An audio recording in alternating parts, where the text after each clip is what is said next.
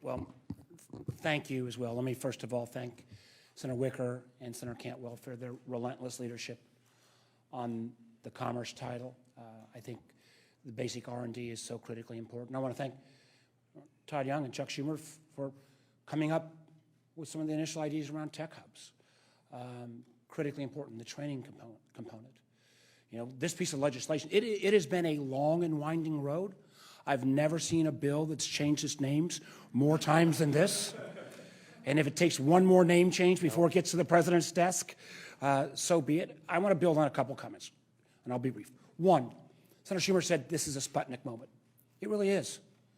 John Cornyn and I sit in the Intelligence Committee week after week, month after month, looking at China's incredible advancements across the whole series of domains. One of the things nobody's mentioned yet is the first kind of shocking moment in terms of China threat was a few years ago on Huawei. I was an old telecom guy.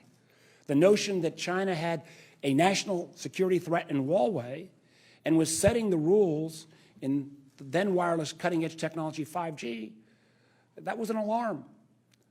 And one of the things that is in this legislation, $1.5 billion for us to work in America and with our allies to create an alternative to Huawei and ZTE, more based on software-based systems that are called Open Radio Access Network, ORAN.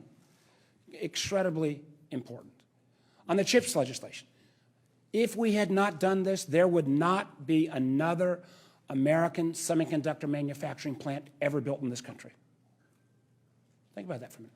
We had close to 40% of the market in the 90s. We invented semiconductors. As Maria and others have said, we're down to 12%. And as others have said, most all of the cutting-edge chips, we don't make any of them here. Disproportionately in East Asia, mostly in Taiwan, and as we've seen, the aggressive nature of President Xi's leadership in terms of threatening Taiwan. You talk about something that would not create a recession, but a worldwide depression if that supply of chips disappeared. This law will create 10 to 15 new cutting-edge semiconductor manufacturing plants across our nation.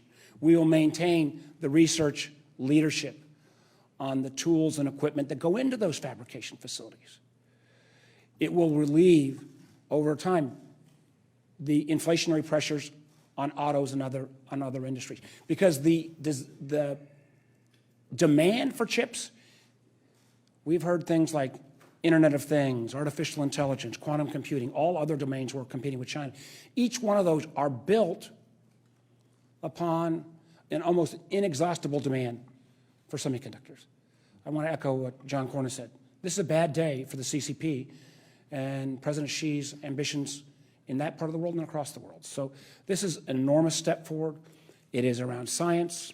It is around taking on the issue that was first kind of raised people's attention with Huawei and next generation wireless. It will make sure that we regain the technology leadership around semiconductors, build those supply chains here in America.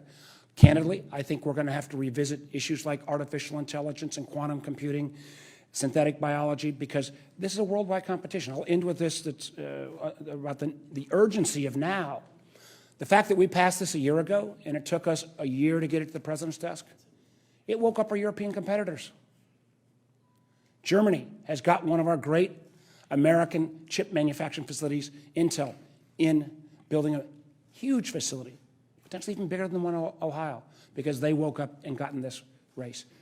Global Foundry, the French have taken another great American company because they're making those investments. I think what we're doing here, we're going to have to stay competitive across a host of technologies, but this, echoing what Senator Schumer said, I think this will be one of the most historic pieces of legislation that will be the kind of turning of the page the same way the Sputnik moment reawoken American innovation. So congratulations to all involved. Let's get it to the president.